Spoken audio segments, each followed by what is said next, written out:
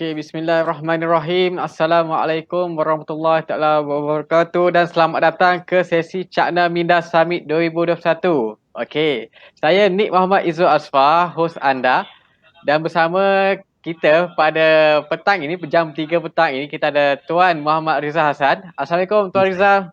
Salam warahmatullahi. Dengar saya, Masya-Allah. Tuan live daripada mana ni Tuan?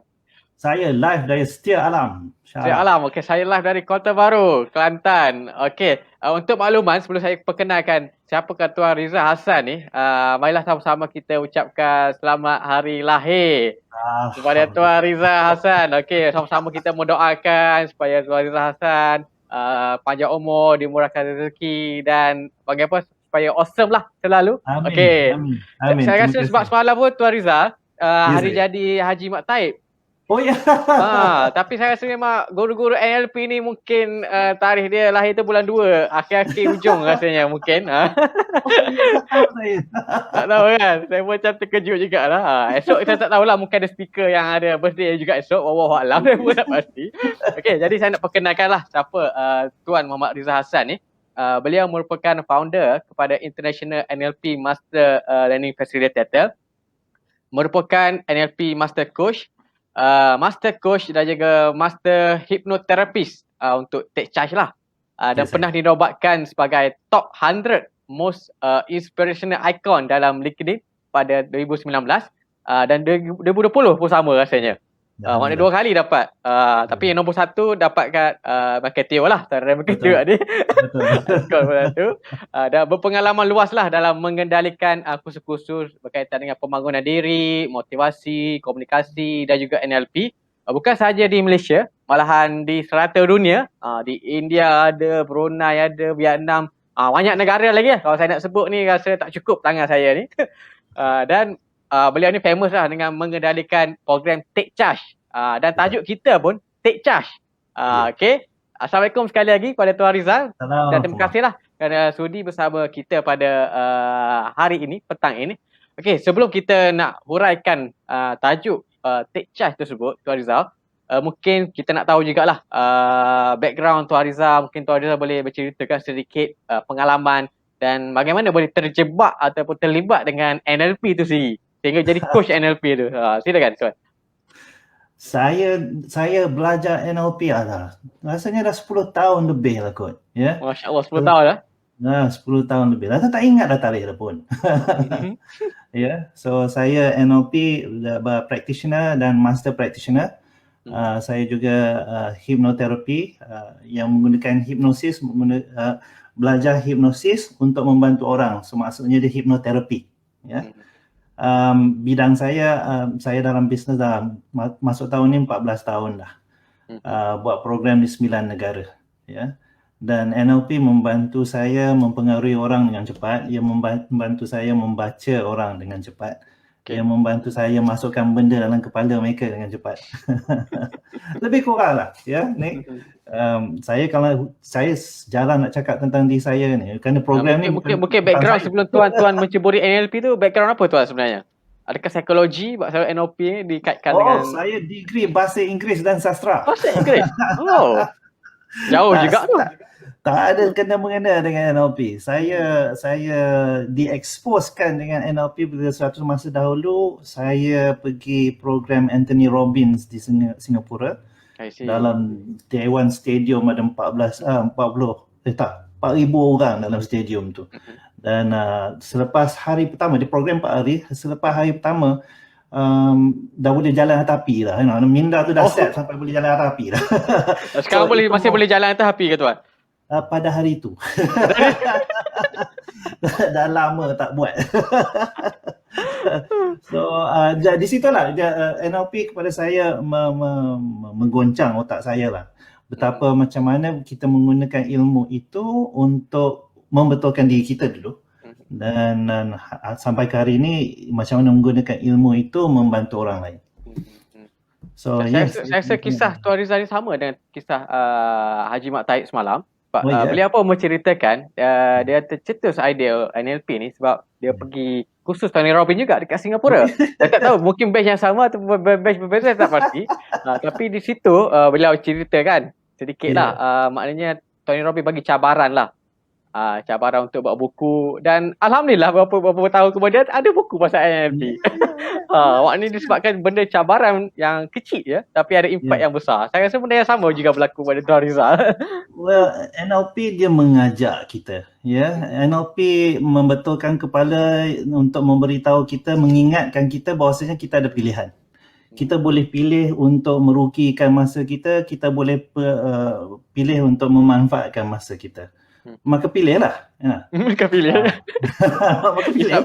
Untuk pilih kan. Jangan cakap banyaklah, pilih je lah. Betul. Ya, Okey, jadi kita kembali pada tajuk take charge tu sendiri. Kita nak tahu jugalah apa yang Tuan maksudkan dengan take charge. Sebab sepaham saya, Tuan selalu mempromosikan take charge dan stop bangawing ke apa benda. Saya pun stop bangawing punya konsep lah. Boleh terangkan kepada kita semua sebab kita pun first time dengar stop bangawing ni. Take charge ni, silakan Tuan.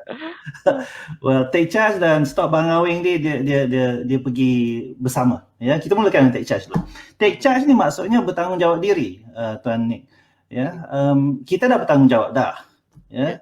Saja bila mereka serta dengan saya, bersama dengan saya tunjukkan macam mana nak lebih bertanggungjawab diri. So contohnya kita dah bertanggungjawab diri di dalam keluarga, tapi di tempat kerja kita kurang sikit.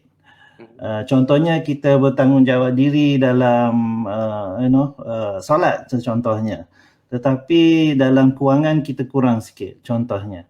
Ya, so saya mengajak orang untuk lebih bertanggungjawab diri terhadap semua hal dalam hidup mereka. Ya, saya menunjukkan bahawasanya setiap satu benda dalam hidup kita memilih. Ya, kerana ada orang bila sesuatu jadi dalam hidup dia memberi alasan. Ya, kenapa tak dapat memberi alasan. Memberi alasan, ya. Kenapa bisnes tak maju? Oh, kerana ni klien tak ramai, klien ekonomi teruk. Kenapa datang lewat? Hujan, trafik semua jam. Salah orang lain lah, salah benda lain. Ya. So dalam program saya, memberi alasan tu saya panggilnya bangau. Ya kan kita ni orang Malaysia ni ada lagu bangau, oh bangau kenapa hujan turun. Malah saya ada bangau ni. Allah, memang ada betul lah. Kepada mereka yang tak pernah tengok bangau, ni burung warna putih yang selalu kita jumpa kat sawah padi tu lah. Ya kan kita orang Malaysia ni kan ada lagu bangau, oh bangau kenapa kau kurus. Ya. Kod lah Tuan Nick ni lupa lagu ni, saya ceritakan lagu ni ya. Boleh sila. Bangau, oh bangau, kenapa kau kurus? Kenapa dia kurus? Tuan Nick ingat tak? Kenapa dia kurus? Macam mana aku tak kurus? Ikan tak mau timbul. Ikan tak timbul. Ikan kenapa tak timbul? Rumput banyak sangat. Rumput kenapa tak banyak sangat? Kebau makan aku. Kebau kenapa makan rumput? Pokokku sakit. Pokok kenapa sakit? Makan nasi mentah. Nasi kenapa mentah? Kayu api basah. Kayu api kenapa basah? Hujan turun. Hujan kenapa turun? Katak panggil aku. Katak kenapa panggil hujan? Ular nak makan aku. Ular kenapa nak makan katak? Memang makanan akulah. Tengok ya Tuan Nick, macam mana kita sering menuding jari, memberi alasan, terutamanya bila kita tak dapat apa yang kita nak dalam hidup. Betul. Maka dalam hidup, dalam program saya kata usah membangau lagi. Dalam bahasa Inggerisnya stop bangawing. Adakah dalam bahasa Inggeris ada macam bangau kita juga ataupun ada juga? Bila saya pergi ke Vietnam, ke Bangladesh, ke UK lah sekalipun, saya cerita lagu bangau ni dalam bahasa Inggeris. Bangau, oh bangau. Bangau, oh bangau, why are you so thin? I am so thin because the fish will not come up. Kita ni kan bidangnya bahasa Inggeris dan sastra, translate je lah. So, ya alhamdulillah, baik di Vietnam ke Bangladesh ke UK ke sekalipun, mereka semua kenal bangau Melaka. Saja dalam bahasa mereka bendanya lain. Contohnya Bangladesh, bangau dipanggil bog, ya. Dalam di UK bangau dipanggil egret, ya. Tetapi bila kita bawa konsep kita perkenalkan konsep kita kepada mereka, we totally understand you sir. Maksudnya jangan memberi alasan. Kerana kita memilih apa yang kita nak dalam hidup kita, maka usah membangau lagi. Nak, cari jalan. Tak nak, buat benda lain. Ya. Orang Melayu, Tuan Nick kata, orang Melayu kata apa? Nak 1000 daya, tak nak? Tak nak 1000 dalih. Tak ada. Orang tak cakap dalih-dalih lagi dah. Nak 1000 daya, tak nak banyak bangau dia. Banyak-banyak bangau. Kalau kita nakkan sesuatu, kita akan buat apa saja untuk mendapatkannya. Tapi kalau dah tak nak, ada bangau yang terkeluar. Paling teruk di antara kita, tuan, dia bangaukan Tuhan. Ni paling teruk antara kita dia bangaukan Tuhan. Contohnya, kenapa datang lewat? Oh, kerana hujan lebat. Siapa turunkan hujan? Tuhan. Dia bangaukan Tuhan. Itu bahaya akidah tu sikit tu. Itu pasal tu saya sangat-sangat mempelopori, sangat-sangat mencanang-canangi usah membangungi seluruh dunia. Kerana kita nak membetulkan kepala, kita nak membetulkan akidah orang. So basically, saya nak cerita pasal take charge yang stop bangawi ni. Macam mana timbul idea sebenarnya? Tuan Rizal nampak macam pentingnya nak highlight take charge tu dan stop bangawi tu sendiri. Kenapa highlight dua benda ni yang major lah untuk dibawa ke arus perdana lah berkatakan. Well, dia mula dengan diri saya juga, ya. Suatu masa dahulu saya dalam keadaan membangau juga, ya. Kenapa bila bos marah kita kan, kita mula bangaukan keadaan, bangaukan staff lain, kita bila duit tak masuk kita bangaukan klien kan. Habis tu ada satu hari itu saya pergi kursus orang. Dan orang tu dia di dalam depan dewan tu dia kata, "Cik, marilah kita jangan ikut lagu bangau tu." So dia tak cakap usah membangau lagi, tetapi dia ingatkan kita tentang lagu yang orang tua kita duk nyanyi waktu kita kecil-kecil dulu kan. Saya kata, betul lah. Usah membangau lagi. Ya, jangan bangau. So bila kita reflect lah tentang itu, kita reflect balik kepada, kan dalam Quran kita belajar suatu masa dahulu Allah kata semua malaikat-malaikat tunduk kepada Adam kan? Melainkan siapa? Iblis. Betul. Ya. Maka Allah pun halau Iblis keluar daripada syurga. Pada waktu tu Iblis kata apa? Aku akan sesatkan semua anak Adam kerana engkau, kerana Allah. Maksudnya dia membangaukan Tuhan. Maka situ bapak bangau lah kayaknya. Tu je dah. Maka orang yang suka membangau sifat iblis lah. Menarik. So bila itu kena kat saya, penampar muka sendiri lah ya, maka saya kata, ini penting untuk saya. So dalam seminggu selepas saya dapat ilham itulah, setiap kali keluar alasan daripada mulut saya tampar. Apa kuat-kuat. Kerana kita tahu, kita kalau nak mencanang-canangkan usah membangau lagi kepada orang lain, kita sendiri nak kena berhenti membangau dulu kan. Seminggu selepas tu keluar je bangau dari mulut. Keluar bangau dari mulut. Selepas tu dah habis bangau-bangau dengan kepala saya tu, dah habis hancur muka saya tu, baru saya mencanang-canangkan, saya kata semua orang kena berhenti membangau ni. Kerana selagi kita membangau, tak mungkin kita ke hadapan. Selagi kita membangau, tak mungkin kita berjaya. Itulah ceritanya. Menarik. Jadi kita nak cerita pasal take charge dengan stop bangawi tu. Mungkin Tuan Rizal boleh kongsikan sikit lah bagaimana cara-cara orang berfikir untuk take charge tu dan untuk stop bangawi lah. Supaya kita dapat tinggalkan dan supaya ada make charge lah. Silakan kata. Well, bila kita cerita tentang take charge, dia terbagi kepada beberapa bahagian. Yang utamanya, yang mulanya ialah take charge diri ni dulu. Kalau diri ni tak boleh bertanggungjawab, jangan cerita nak bertanggungjawab dengan keluarga, jangan cerita nak bertanggungjawab dengan kerja, jangan cerita nak bertanggungjawab tentang benda lain. Ya, diri ni nak kena bertanggungjawab. Macam mana nak diri nak bertanggungjawab? Dia bermula dengan apa? Dia nak kena bermula dengan sedar.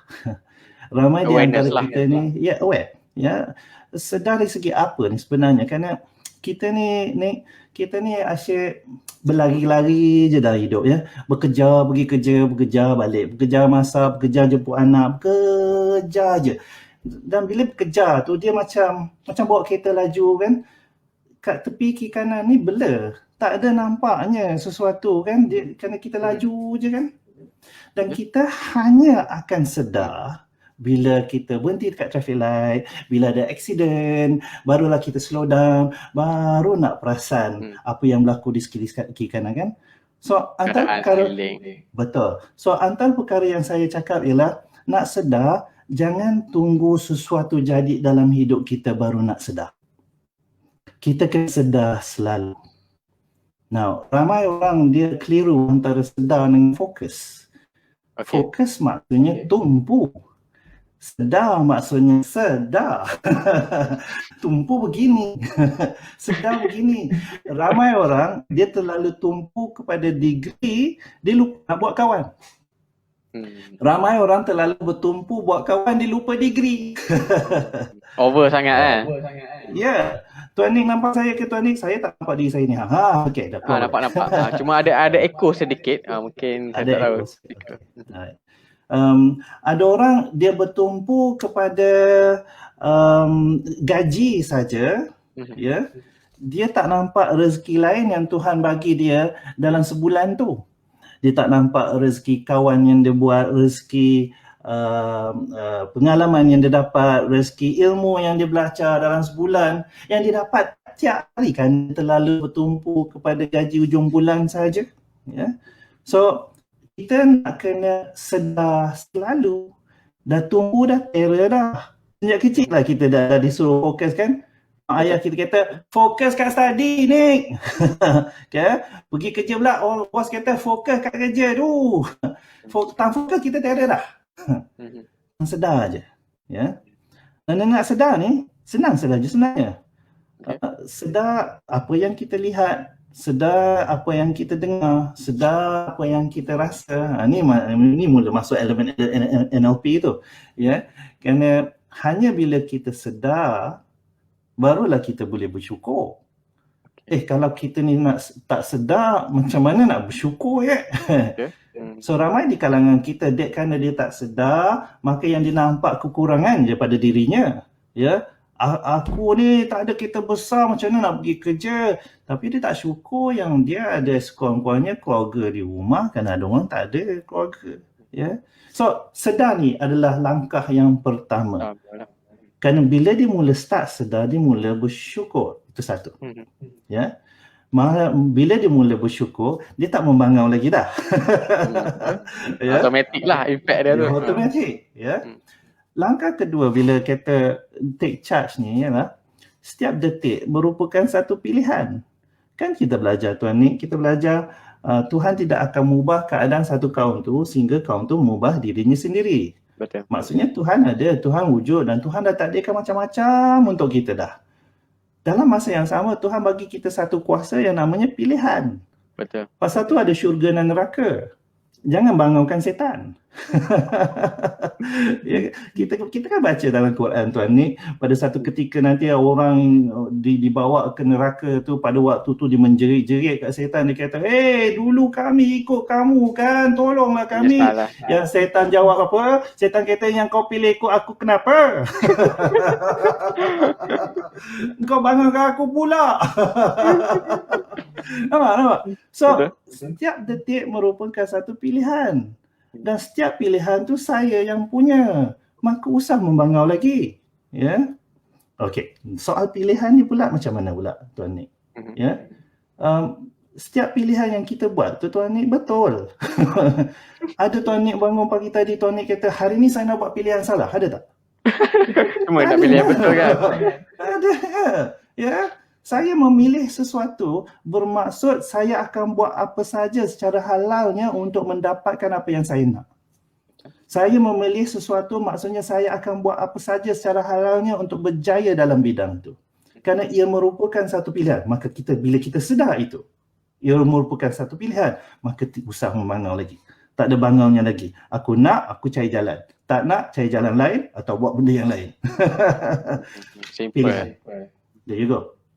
Now, ada orang kata, Rizal, senang je cakap. Ya, kamu keluarga macam mana? Kami keluarga macam mana? Ya, kamu duit masuk je, yang kami duit kami kena kerja. Saya kata memang mudah cakap. Betul. Maka cakaplah.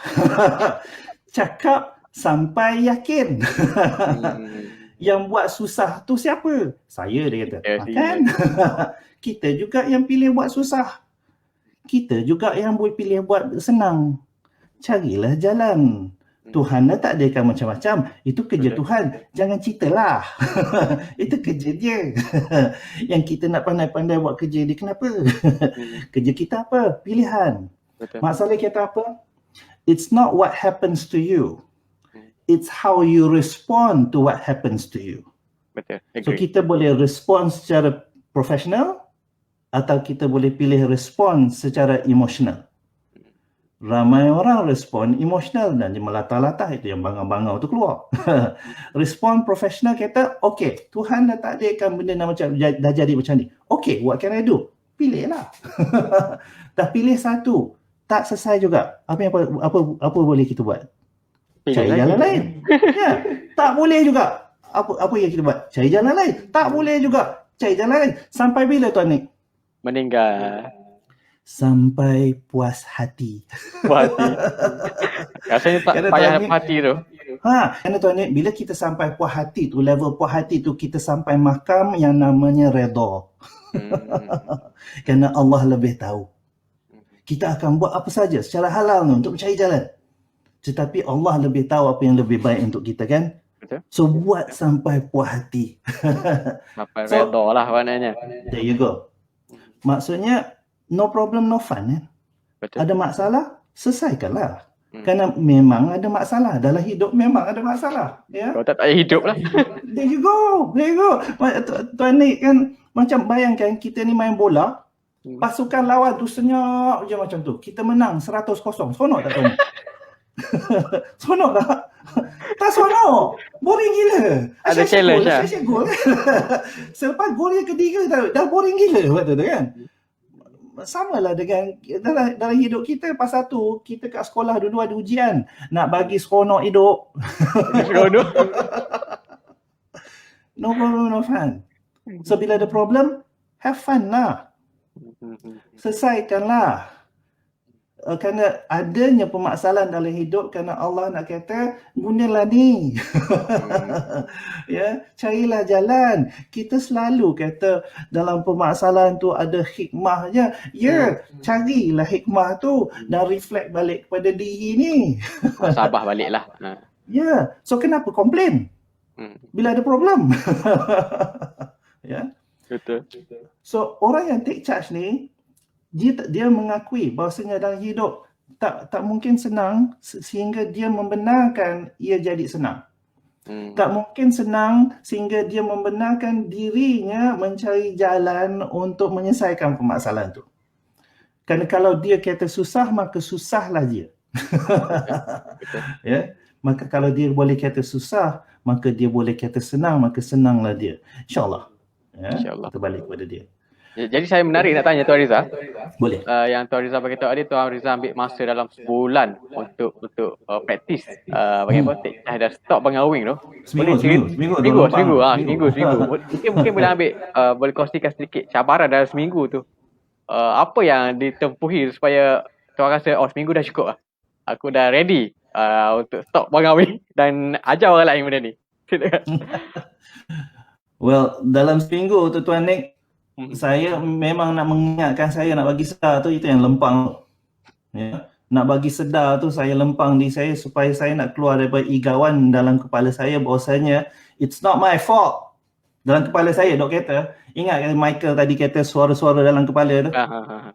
Suara-suara dalam kepala saya kata, it's not your fault. Bukan kerana traffic jam. Kamu tak buat traffic jam tu, tapi traffic jam tu ada, maka bangaukanlah traffic jam tu bila dapat. Kita sering macam tu. Kita nak mencari apa dalam masalah kita scapegoat. Ya. Scapegoat lah. Kita nak mencari alasan kerana nak menenangkan diri kita bahawasanya aku tak bersalah. Ceritanya di sini, kita bukan nak mencari salah. Kita nak belajar bertanggungjawab. Di sini bukan nak mencari salah siapa, salah dia, salah saya. Tak. Kita nak bertanggungjawab kerana apa yang jadi tetap terjadi. Betul. Itu namanya takdir. Hanya bila dia jadi, apa respon kita kepada benda tu? Carilah jalan. So dalam seminggu tu, duk lempang-lempang kerana nak mengingatkan saya. Kerana kita ni sering lupa. Kita sering melatah. Kan? Kita asyik bekerja je kan. Kita sering melatah dan dalam latahan tu lah kita memberi alasan. Takut-takut. Macam contohnya lah. Orang Kelantan, orang Kedah, orang Terengganu, orang Penang, mereka sering guna perkataan mujur. Mujur. Mujur lah aku pergi hospital. Kau tak aku mati. Seolah-olah ada entiti lain yang membantu dia daripada Tuhan. Entiti lain daripada Tuhan. Itu kan syirik tu. Ceritanya kita cakap dengan cepat ni. Kita tak fikir apa yang kita cakap tu.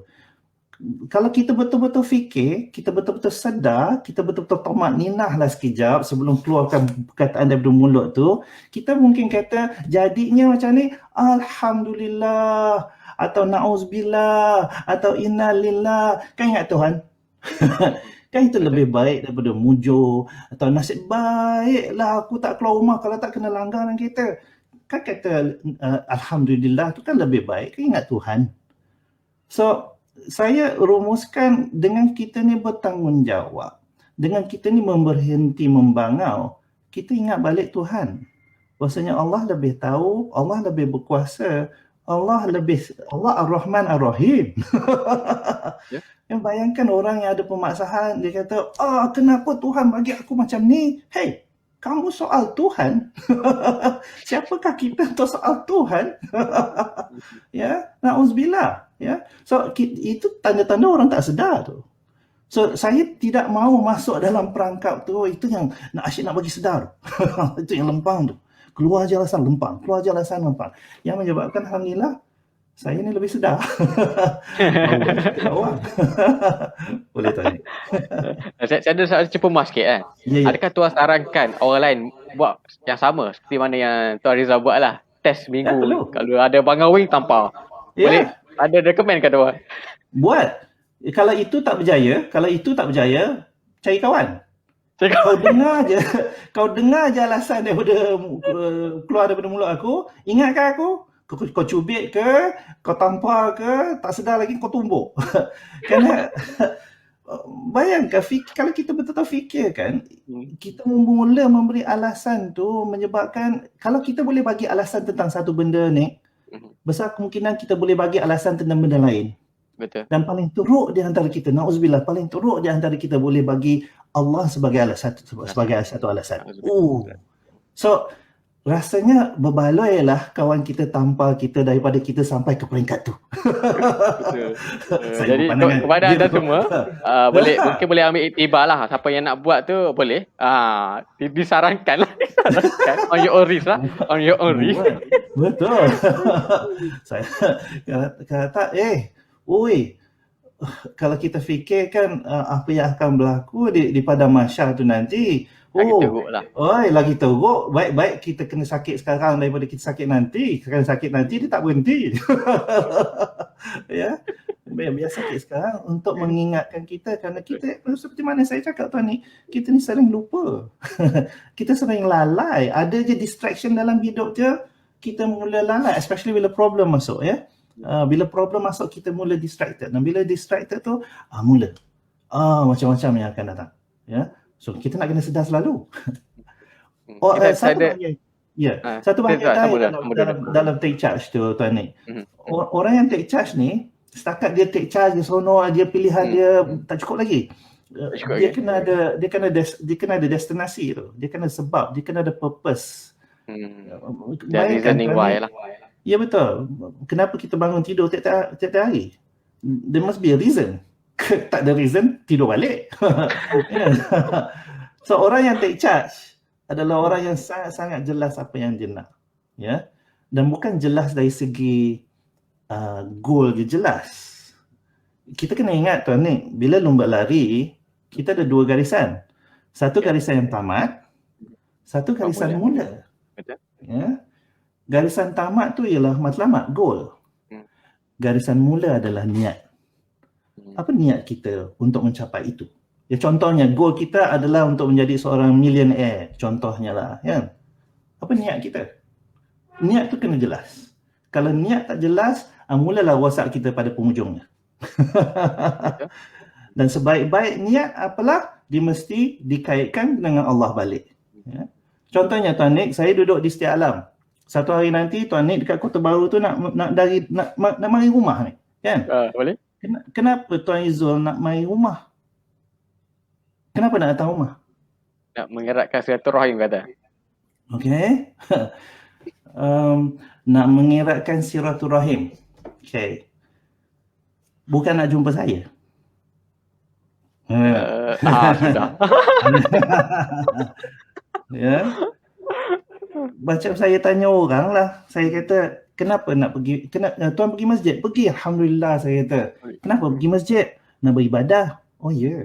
Okay. Saya tanya kawan lain, kenapa pergi masjid? Oh, kerana nak mengeratkan silaturahim. Kenapa nak pergi masjid? Nak mendapatkan ilmu, nak mencari ketenangan. So saya kata, okay, katakan satu hari nanti nak datang rumah saya. Kenapa nak datang rumah saya? Nak jumpa Cik Rizal lah. Okay, kenapa pergi masjid? Nak jumpa Tuhan.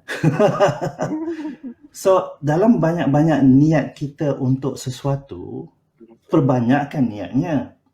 Pastikan niat yang pertama tu mesti dikaitkan balik kepada Allah. Allah SWT. Lillahi ta'ala lah semua maknanya. Ya, betul. Kerana kalau kita tidak kaitkan dia kepada Allah, maka bila kita menjalankan niat-niat lain untuk mendapatkan maklumat tu, Allah pun mengingatkan kita. Ada mesej dia lah, mengingatkan Allah kita. Kan, dia kata, kita tak ingat Allah, Allah Ar-Rahman Ar-Rahim. Allah pun ingatkan kita. Cara Allah ingatkan kita, dia bagi kita demam, dia bagi handphone tu rosak, dia bagi kita tu hilang. Waktu tu itu jadi, kita pun kan, Allah, ingat Tuhan. Menarik. Okey. Jadi saya nak tanya soalan ni lah. Macamnya satu proses yang kita nak capai take charge tu. Tapi saya rasa satu another process lah. Another process untuk mengekalkan supaya take charge tu selalu adalah sehingga hayat kita. Mungkin Tuan Rizal boleh kongsikan mungkin habit ataupun kelakuan yang patut kita lakukan seharian supaya kita dapat kekalkan momentum tu sendiri. Supaya mungkin dia buat sekali, okey. Lepas tu 2-3 bulan, kembali kepada asal. Sebagai contohnya. Pasal tu ya Tuan Nik, nombor satunya lah. Pasal tu, kita ni orang yang take charge adalah orang yang bermatlamat. Dia tahu apa yang dia nak, maka dia akan buat apa saja secara halalnya untuk mendapatkannya. Kerana dia tahu itu pilihan dia untuk berjaya. Ya. Oleh kerana matlamat dia jelas, niat dia jelas, bila dia diserang dengan masalah-masalah kewangan lah, masalah ekonomi lah, masalah kesihatan lah, masalah COVID lah, maka dia akan terjejas sikit. Dek kerana niat tu jelas, maka dia patah balik. Itu satu. Ya. So bagi niat tu jelas, bagi matlamat tu jelas, maka bila kita ni di-distract, ada cobaan banyak lah. Dicoba, maka kita akan patah balik. Kerana matlamat tu jelas, itu satu. Ya. Nombor duanya, nak rasa down, nak rasa penat, nak rasa stres, boleh. Dibenarkan. Ya. Janji bagi deadline. Ya, contohnya kita nak tengah buat buku lah, nak menulis buku. Alah, penat lah. Ada orang bila dia kata, alah penat, rehat sekejap. Dek, kerana dia tak bagi deadline, maka dia rehat lama. Nak patah sekejap balik. Dia tu berhari. Ya. Tengok-tengok, dah 3 hari dah. Malah, itu mula dia abandon kan. So, nak stres, nak penat, nak marah, boleh, can. Bagi deadline. Aku nak stres untuk 5 minit. Stres lah. Benarkan diri stres. Membenarkan diri stres. Membenar diri marah. Nak membenarkan diri depres sekalipun merupakan satu pilihan. Maka dalam kepala ni, Didok kata, kalau aku boleh pilih untuk stres, maka aku boleh pilih untuk bounce back balik. Ya, dan kerana ada deadline tu, maka kepala kita, aku nak stres untuk 5 minit. Stres, dah sampai 5 minit. Belum lagi, dah sampai 5 minit. Okay, dah, what next? Because that's how your mind works. Ya, lepas one thing, another thing. Lepas one thing, another thing. Bila kita tak letak what another thing tu yang menyebabkan kita duk buat benda tu selama-lama ya. kita stres lama-lamanya, kita mula abandonkan diri kita daripada projek tu. Ya. So, put a deadline, maka kita membenarkan diri kita untuk patah balik kepada apa yang kita nak. Nombor 3, bila berlakunya keadaan di mana kita ni rasa muak lah, stres lah, and whatnot, saya selalu kata uruskan keadaan tu, emosi pada waktu tu yang selalunya emosi negatif lah kan, uruskan dengan sabar. Sabar. Ya, uruskan dengan sabar. Maksudnya kalau nak marah dengan sabar. Kerana bila marah dengan sabar, kita tak mencarut. Bila kita sedih dengan sabar, kita tak murung. Ya. So nak marah, nak stres, nak terbengkalai lah sekalipun, buat fine dengan sabar. Nah, soalan dia lah, dari sekali lah orang cakap kan, senang je cakap Cik Rizal, sabar. Macam mana nak sabar? So saya bagi langkah-langkah sabar. Silakan ni, menarik ni. Ya, Tuan Nik, sabar dalam bahasa Arab apa dia? Sabara. Sabara kan? Sabrun. Ya, sabrun. Ya, so boleh bayangkan sabara. Kalau kita rumikan dia jadi SABR.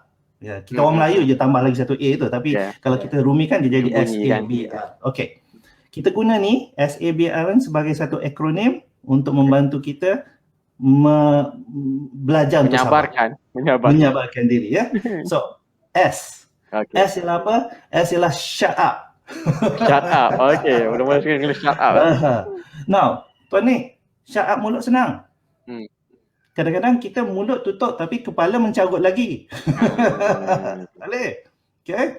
So kita nak shut up mulut dan kita nak shut up suara-suara dalam kepala. Apa yang Michael cakap tadi, suara-suara dalam kepala kan. Baik, soalan dia lah, macam mana nak tutup suara-suara dalam kepala tu? Okay. Orang India lah, kalau dia buat meditasi, dia akan sebut satu perkataan lah. Contohnya inner peace atau om. Menyebabkan semua suara-suara dalam kepala dia lama-lamaan hilang. Dia ulang-ulang perkataan. Kita ni orang Islam, zikir lah. Ya, Allah. Lama-kelamaan semua suara-suara dalam kepala tu hilang. So, shut up mulut, shut up suara-suara dalam kepala. Tuan Nik, sampai bila diam ni? Sampai bila? Sampai puas hati ke? Rasulullah kata apa? Rasulullah kata kalau tak ada benda baik nak cakap, diam. Ya, betul. Maka kita diam sehingga kita boleh cakap baik kembali. Kembali rasional lah maknanya. Betul. So kita diamkan mulut, diamkan kepala sehingga kita boleh cakap positif tentang apa sedang berlaku pada waktu tu. Selagi tak boleh, diam.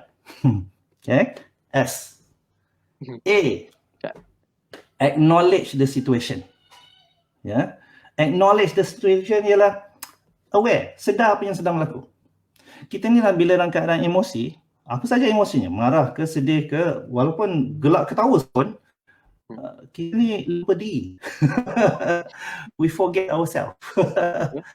So kita nak sedarkan diri. Be aware what's happening pada situasi itu. So nak be aware of what? Kita nak aware, kita nak sedar tentang dua perkara ni.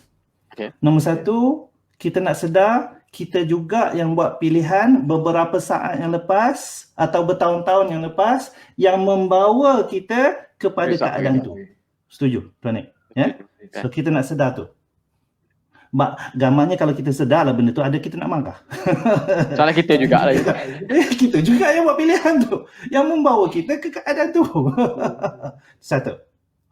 Nombor dua, yang kita nak sedar bahawasanya Allah juga yang mengizinkan benda tu berlaku. Dengan izin Allah, bismillah lah. Ya. So usah memarah lah, kan? So bila kita sedar kedua-dua perkara itu, mau kita nak komplain, mau kita nak mungut, tak adanya. Kita mulakan benda. Ya. S. A. B. B, orang NLP kata break the pattern. Okay. Ya? Disrupt keluar the daripada pattern. Ya, keluar daripada pattern tu. Rasulullah ajar macam mana? Rasulullah kata kalau kita marah, berdiri buat apa? Duduk. Tuan Nik, duduk. Duduk marah lagi buat apa? Okay. Baring mari, pergi ambil wuduk, pergi solat. Ya.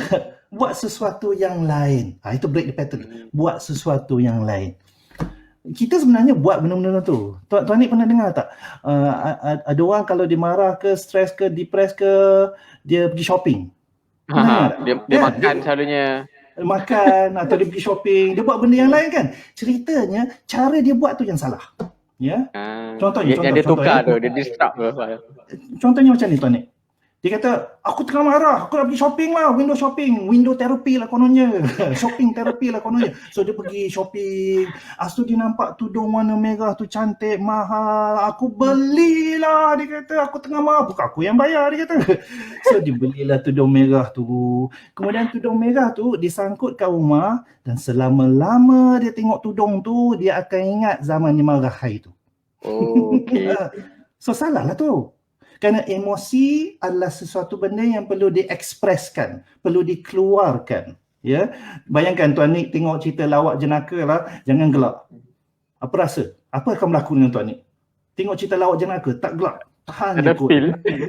Sakit perut tu. Samalah dengan marah, sama dengan sedih, sama dengan happy. Emosi perlu dikeluarkan. So tentang yang tudung merah tadi tu, nak beli tudung merah tu, beli bagi orang. Bagi orang. Kan kita belajar dalam Quran, ya tuan ni, nak bagi sesuatu, bagilah sesuatu yang kamu cintai, yang kamu sukai. Kan? So belilah tudung merah tu, beli bagi orang. Jangan bagi buat sudah. Atau yang makan tadi tu kan, dia makan, dia nak tenangkan diri, dia makan, ceritanya makan masuk. Benda yang masuk yang merosakkan diri. Ya. Keluar ni kemudian lah, tapi dia masuk dulu. Ya. So saya cadangkan gini. Beli makan atau masak bagi orang. Saya ni tuan Nik, bila saya marah lah tuan Nik, saya cari tabung. Ya. Okay. Tabung masjid paling dekat, tabung masjid lah. Tabung KFC paling dekat, tabung KFC lah. Ya. So bayangkan tengah marah, tengah stres tentang sesuatu, pergi dekat KFC tu, mula letak shilling dekat tabung ni. Letak shilling, letak RM1, masuk RM5, masuk RM10, slow sikit.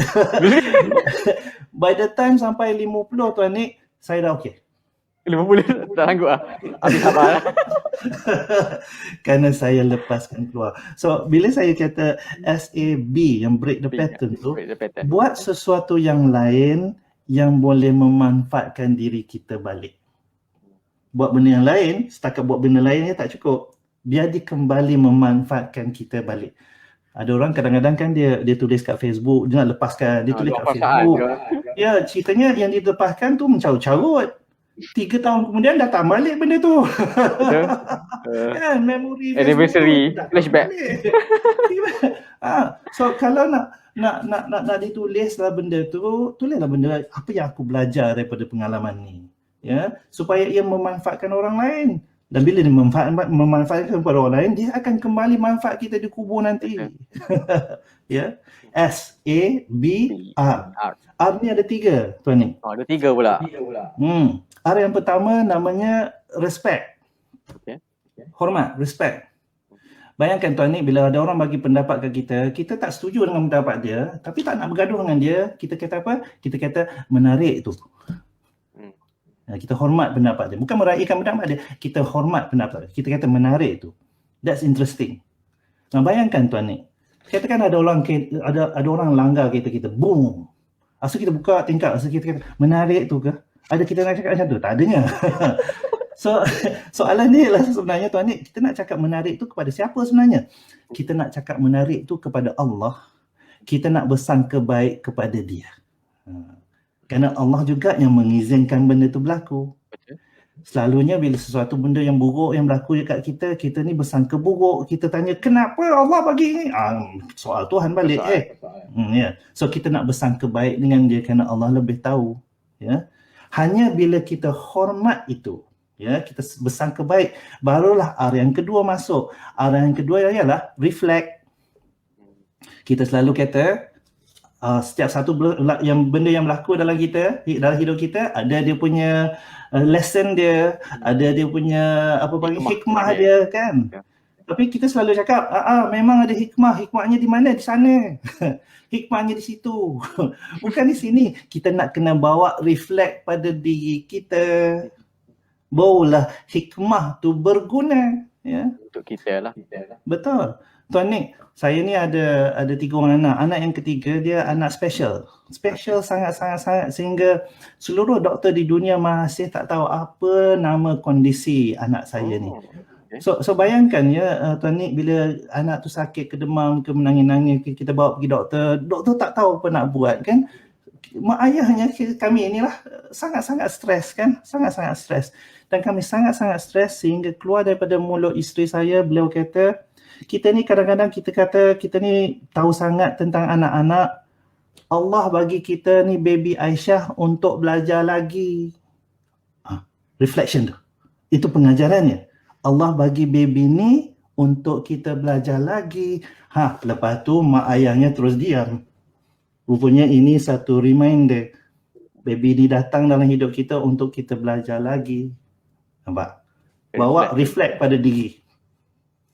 R yang pertama, respect. R yang kedua, reflect. Dan bila kita dah jumpa dia punya pembelajarannya, barulah kita sampai R yang ketiga, yakni redha. Redha ni maksudnya apa? Redha bukan maksud pasrah. Ada orang dia kata, aku redha orang tu dah tak ada lagi dalam hidup aku. Tapi 3 bulan kemudian masih cakap tentang mamat tu. Itu bukan redha, itu pasrah. Redha tu maksudnya aku terima seandainya jangan soal lagi dah. Move on. Pasal tu saya tak setuju ya Tuan Nick bila orang kata apa? Forgive and forget. Pernah dengar yang tu? Forgive and forget. Ya. Saya tak setuju kerana kita tak boleh forget. Allah bagi kita ingat. Allah bagi kita ingat untuk mendapat reflection tadi tu, untuk mendapat hikmah tadi tu. Allah bagi kita ingat ada sebab. So kita bukan forgive and forget. Kita nak learn and let go. Kita nak belajar daripada keadaan tu dan let it go. Ya, dah lah tu. Jangan soal lagi. Terima seandainya. Allah lebih tahu. Ya, kadang-kadang tuan ni kan ada permasalahan tu dia datang berkali-kali, betul? Kenapa datang berkali-kali benda yang sama? Kerana Allah kata kau belum habis belajar lagi. Ada lagi yang kena belajar ni. So, learn lagi. Learn lagi, still let go. Learn lagi, still let go. So, orang yang take charge ni adalah orang yang bila dia membawa diri dia tahu ada masalah dalam hidup. Okay, fine, good. Uruskan sabar. Bukan uruskan marah. Bukan uruskan stres. Penghulu segala emosi adalah sabar. Nak marah boleh, marah dengan sabar. Nak stres boleh, stres dengan sabar. Boleh dibenarkan, sabar. Kerana bila dengan sabar itulah baru boleh bersyukur. Usah membangau lagi. Panjang saya cakap ni Tuan Nick. Menarik sekali. Okey, mungkin kita pun ada 3 minit lagi. Kalau ada soalan daripada penonton boleh tanya. Saya kira saya tak jumpa soalan lagi. Jadi saya tambah soalan saya sikit. Boleh. Okey. Untuk program Take Charge ni sendiri, selalunya Tuan Rizal target group. Selalunya yang saya tahu Tuan Rizal buat lebih kepada student kan. Mungkin ada panggil apa, inisiatif Tuan sendiri lah untuk mengkomersialize ataupun masuk mainstream lah education biasa ni dekat sekolah ke. Silakan Tuan komen sikit. Tuan, saya buat program Take Charge ni dengan semua orang. Ya. Malah saya menjualnya sebagai asas kepada semua program yang lain. So contohnya kalau ada syarikat tu kata, Rizal boleh buat customer service, saya kata boleh buat customer service, buat Take Charge dulu. Kerana kalau syarat dia wajib ya, betul. Kerana bayangkan customer service ni adalah satu skill, satu tool.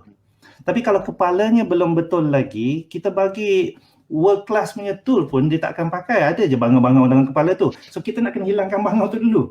Buat Take Charge dulu. Kat sini dulu lah. Ya. So Take Charge adalah satu program yang saya buat dalam 14 tahun di 9 negara. Daripada budak sekolahnya sampai gurunya sampai profesornya.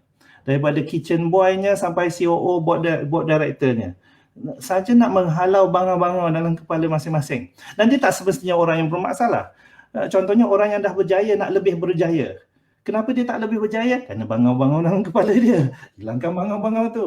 So yes, Alhamdulillah, Take Charge dah diterima oleh Coca-Cola, Petronas, Nestle, Bosch, pelbagai Company-company syarikat. besar dah banyak lah yang apply. Sebelum COVID tuan, sebelum COVID saya duk buat program tu 24-25 hari dalam sebulan. Lagi banyak demand lah. Sekarang saya buat benda tu online. Ya, betul. Alhamdulillah. Alhamdulillah. So, Okey, tanya soalan. saya ambil satu soalan daripada Tuan Muhammad Syafiq. Dia tanya, Siful Rizal, how Yes, to sir. advise friend who are really emotional person? Boleh tak komen sikit? Well, number one, you cannot advise. Don't advise. I suggest you suggest. Beza. Okay? Because when you suggest, you're doing it as a friend. So you suggest. Yeah? Orang yang emotional, nombor satu is benarkan dia emosi. Ambil masa dia. Langkah pertama, benarkan dia. Dan bila kita membenarkan, jangan kita kata kita faham, I understand what you're going. Tipu tu. Tipu. Bayangkan tuan ni tengah stres, lepas tu kawan datang, aku faham apa yang kau lalui. Rasa nak tampar dia kan. Mana kau faham? So, never say you understand. So, apa yang kita membenarkan dia beremosi, duduk dengan dia dan duduk je dengan dia. Biarlah dia cakap, biarlah dia diam sekalipun, diamlah. So, kita duduk dengan dia, diam-diam. Sehingga dia membenarkan diri kita bercakap. Sehingga dia meminta tolong. Maksudnya dia pusing kat kita, kata, aku nak buat macam mana pada waktu itulah kita bantu. Kerana pada waktu orang yang sangat-sangat beremosi, dia dah buat pilihan dalam kepala dia. Pilihan dia ialah aku nak marah, aku nak depress, aku nak stres. Dia dah buat pilihan. Kita advise macam mana tak masuk dalam kepala tu. So pada langkah pertama kita ialah be with that person, wait until dia minta tolong. Hanya bila dia minta tolonglah, barulah dia membenarkan dirinya untuk dengar kita, untuk dengar suggestion kita. Begitu, Tuan. Okay, kita ambil satu soalan lagi daripada Faris Fitri Aish. Rizal, macam mana dengan mindset orang? Kita nak berjaya tapi ada boundary yang mana adanya orang yang mindset tak nak berubah. So macam mana? Well, Faris, manusia tidak boleh mengubah manusia. Kalau manusia boleh mengubah manusia, Nabi tak ada masalah. Hormat, kita akan tolong, nasihat, bincang, buat apa saja yang secara halalnya untuk membantu kawan tu. Dia tak nak berubah, dia pilih untuk tidak berubah. Tak semestinya dia tak akan berubah selama-lamanya. Pada waktu dan saat tu dia tak nak berubah. Okey, maka diam, tunggu, cari jalan lain. Dulu kita cakap dia face to face, sekarang kita cakap melalui kawan best dia, kali ini kita cakap melalui keluarga dia. Okay, kita tak boleh face to face dengan dia, kita cari jalan yang lain. Sampai bila? Sampai puas hati. Sampai puas hati. Kerana mungkin ya Tuan Nik, mungkin 5 tahun kemudian dia akan datang balik kepada kita, Faris, barulah aku faham apa yang kau cakap hari tu 5 tahun lepas. Ya, dalam bahasa body language ya, Tuan Nik, kita belajar convey, not convince. Okay. You cannot convince people, you can only convey. Kan dalam Islam pun kita belajar macam tu kan. Sampaikan walaupun satu ayat. Sampaikan, bukan ajarkan. Kita tak mungkin boleh ajar orang, ya. Kita hanya sampaikan. Janji apa yang kita sampaikan tu begitu menarik sekali yang menyebabkan orang tu pilih untuk berubah. Beza tu. So kita tak menekan kepada orang tu, kita menjadikan perubahan yang kita nak wujudkan untuk dia tu begitu menarik sekali. Bila kita ceritakan dia menarik sampai terliur lah air liur dia, sampai dia akan pilih untuk berubah. Bayangkan Tuan Nik, ada tak makcik jual nasi lemak tu kata, mari makan nasi saya. Ada dia buat macam tu? Tak ada. Tapi kita pergi beli kan. Makcik tu buat apa? Makcik tu tak menjual. Makcik tu hanya menjadikan nasi dia begitu putih, wak dia naik, sambalnya merah, timunnya hijau, beria-ya, yang menyebab kita pilih untuk beli. Makcik tak jual. Samalah kita dengan orang. Kita tak boleh convince orang. Kita hanya boleh buat Bombing. Benda yang kita nak sampaikan kepada orang tu begitu menarik sekali dengan apa yang dilihat, apa yang didengar, apa yang dia boleh buat, yang menyebabkan dia pilih untuk berubah. Kita tak boleh mengubah. Okey, Dia Tuan tak Rizal. Ya, saya. Kita mungkin ada 1 minit lagi. Mungkin Tuan Rizal boleh conclude kata-kata akhir. Silakan. Well, Tuan Omar, kalau nak dikonklusikan satu je, ya, usah membangau lagi. Pegang kepada tu. Kalaulah ada satu benda dalam sepanjang sejam dengan saya ni tak masuk kepala, pegang yang ni. Usah membangau lagi. Usah memberi alasan lagi. Apa yang berlaku tetap berlaku. Ya, cara kita respon kepada apa yang berlaku merupakan satu pilihan. Pilihan yang kita buat juga. Ya, maka bertanggungjawablah, take charge lah. Ya. Usah membangau lagi kerana ia merupakan satu pilihan. Pilihan untuk berjaya, pilihan kita. Pilihan untuk gagal, pilihan kita juga. Allah lebih tahu apa yang lebih baik untuk kita. Jangan cerita apa yang Allah tahu. Allah lebih tahu. Jangan soal. Buat je. Pilih je. Nak tahu pilihan tu baik ke tidak? Apa rasanya? Cek dengan Quran, cek dengan hadis, cek dengan ustaz, cek dengan guru. Boleh. Itu mereka semua akan memberi pendapat. Cek dengan hati. Aku nak buat ke tak? Does it feel good for me? Feel good, buat. Halal tak benda tu? Buat, jalan. Usah membangau lagi daripada saya, Muhammad Rizal Hassan. Okey, terima kasih banyak Tuan Rizal. Siapa yang nak follow Tuan Rizal mungkin boleh pergi search lah dekat Facebook dan juga pergi website Aisyah. Okay. Ya, dan insyaAllah kita akan jemput lagi lah Tuan Rizal mungkin next time lagi kali. Dan kepada anda semua, supaya anda semua dapat belajar sesuatu, dan insyaAllah kompak nanti dalam beberapa minit kita akan ada dengan speaker lain pula. So saksikan. Okey, Assalamualaikum warahmatullahi wabarakatuh dan salam Cak Minda. Terima kasih Tuan Rizal. Jumpa lagi insyaAllah. Assalamualaikum.